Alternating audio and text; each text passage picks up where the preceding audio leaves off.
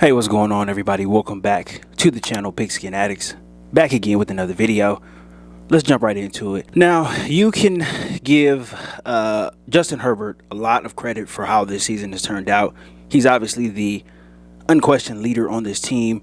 He's the quarterback. He's the signal caller. He's the guy that is getting most of the praise, and rightfully so, right? He deserves a lot of credit, but you have to. It would be malfeasance if people, people who run different Charger channels did not give credit to the unsung heroes on this team. You must credit the guys whose names don't get called all that much during games, guys who don't get talked about during the week, and guys who really don't show up on the stat sheet, with stellar stats. You have to credit these guys, and that's what I wanted to do. So you see on the thumbnail, obviously Josh Palmer, you see Morgan Fox, and you see Breeden Hoko. I think these guys are unsung heroes, and I think these guys deserve a lot of credit. And this 8-6 record, it's not the best record in the league by far, right? But for the Chargers to be 8-6, with everything that they have been through, all of the injuries, all of the inconsistent play on both sides of the ball, for them to be 8-6 right now is a very, very fantastic thing. I guess that's the only way I can describe it. But, there is a lot of credit to be given to these guys, the guys who are unsung. First, I want to start off with Josh Palmer, just because he does play the wide receiver position. His position is completely dependent, right? He's a dependent player. His stats and all of that is dependent on not just the quarterback, but the offense. We've said so much about the offense this year, how it's underachieved, Joe Lombardi, this, that, and the third, right? But when you look at Josh Palmer, when you step away from all of the stats, right, and his stats are okay. They look pretty good right now. He leads the team in receptions, 66 receptions, 714 yards, and 3 touchdowns. But when you step away from the stats and when you actually look at his impact, his production this year, you cannot help but be impressed, right? This guy has really stepped up, and he stepped into his own. When Keenan went down, when Mike went down, he was really the only guy, really the only reliable target out there for Justin Herbert, right? He was a guy that was seeing some double teams. I'm sure he wasn't expecting that coming into the season, but he stepped up when the Chargers needed him to. He was starting to come into his own, in the middle of the season, and I think he has really progressed into a very, very dependable receiver for this offense, and I cannot be more impressed with him. He has been doing it pretty much, the entire year. He's been injured. He's been injured at several points. He's been banged up. Even in the Tennessee game a couple of days ago, you've seen he went out right before halftime. He came back out on the field in the third quarter, continued to play, continued to block, continued to catch passes. This guy deserves a lot of credit. He's a worker, and I can tell that he's a worker. I've maybe heard him talk twice in his 2 seasons that he's been in LA. He doesn't talk, he gets to work, and you can tell that he is really coming into his own. He's taking this seriously, and as a young receiver, that's what you want to see. You want to see a guy that has drive. You want to see a guy who wants to be the best, and he is obviously learning a lot from Keenan Allen and Mike Williams, and he's just been dependable all season long, so you have to give him a lot of credit. He's a guy that doesn't get talked about. I know when Keenan and Mike both came back, he's a guy that easily got, forgotten. A lot of people didn't really speak of him, but, I think he's a guy that is crucial to the Chargers' success, and they wouldn't be 8-6 without him. So he is a guy that I gotta give his flowers to.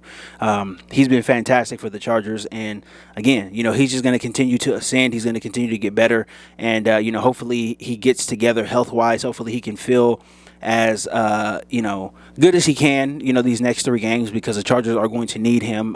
He is a guy that is still crucial to success, so I'm looking forward to seeing him ball and looking forward to watching him get better. Now to get to Morgan Fox to me has been a home run signing. I think you can only dream to get the kind of production that he's given the Chargers for a guy that signed for, just a couple million or whatever, right? It was one of those under the radar free agent deals. You know, he was coming over from Carolina.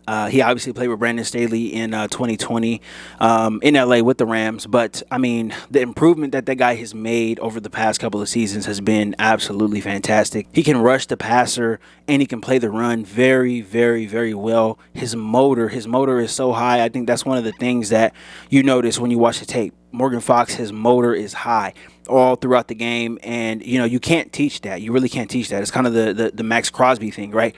You're going to put up stats, you're going to contribute just based off of how bad you want it, right? So that's obviously something that is very crucial to the Chargers. It's been crucial to, you know, the Chargers at this point in the season right now, where they have to get the defense going. You know, they have to stop the run a little better, and they also have to generate more pressure. And he's a guy that has been able to do that. He's been able to do it all season long, but I think, you know, his role, his production is even more important at this point right now. So this dude has really, really, really been a revelation all season long. Every week he jumps out on tape. Every week he's beating blocks. His effort is there.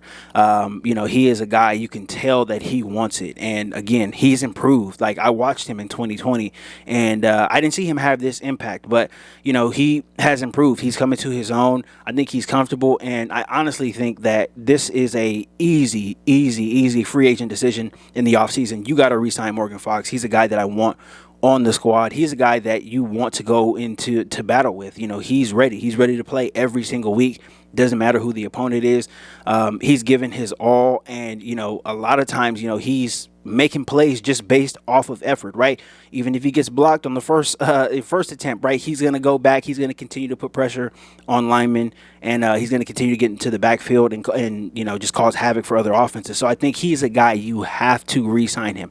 It is a no-brainer. He should be back next year, but Morgan Fox, he's definitely been one of the bright spots on this Charger team this season. Now, last but not least, Breeden Hoko.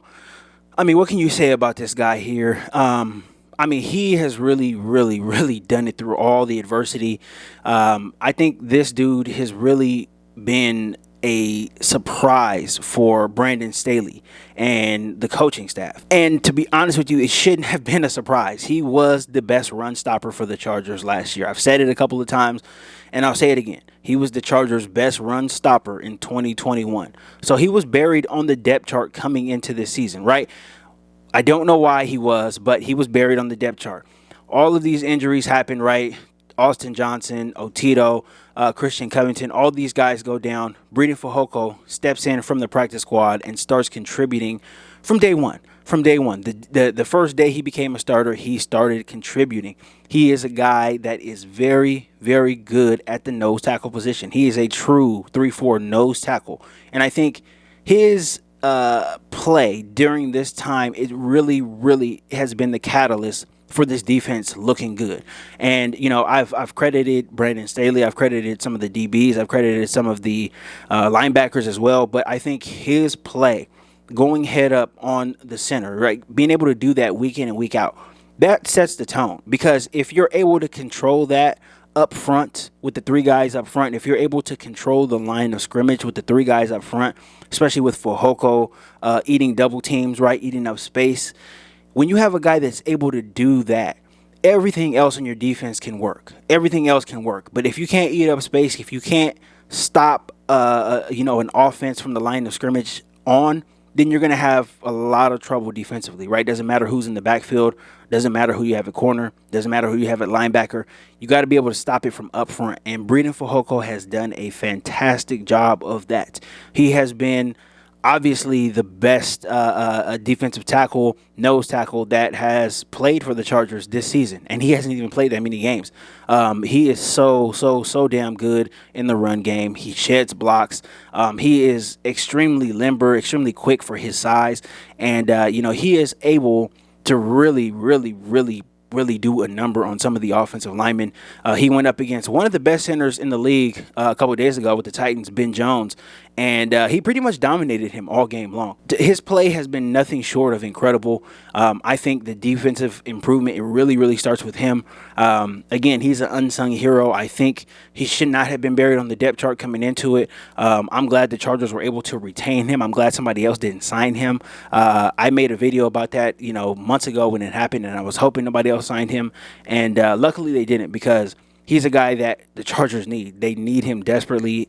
He's been showing up though, and just like I said in the live stream a couple of days ago, he is worth his weight in gold, and he has been showing up every week. He's been popping on tape, and you really cannot say enough good things about him. He has been very, very, very good for the Chargers, and hopefully he continues his play because this defense is starting to round a corner, and I can see a lot of the improvements really showing up on tape. And this has been a very, very good couple of weeks for the Chargers defense, and I think breeding for Hoko is going to have a lot to do with the success down the road, these next 3 games, and then possibly in the playoffs as well too. So I like what breeding for Hoko brings to this team.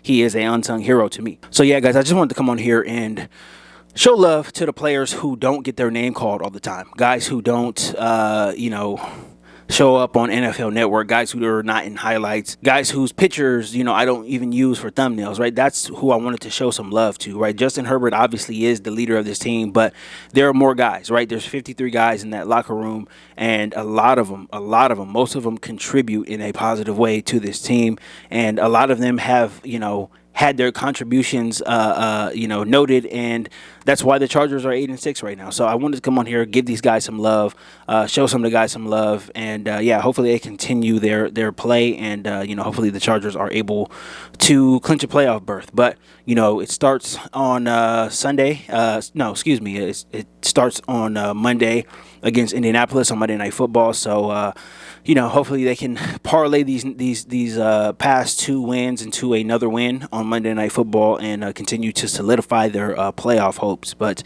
that's all I got for this video, guys. Thank you guys so much for all the support. Really appreciate it. Shout out to all my new subscribers. Thank you guys so much. I really appreciate you guys. Don't forget to smash the like button on your way out as well too. If you're not subscribed to the channel, please consider subscribing and hitting that bell notification. But that is all I got for today, guys. I'll be back again tomorrow with more content, and until next time.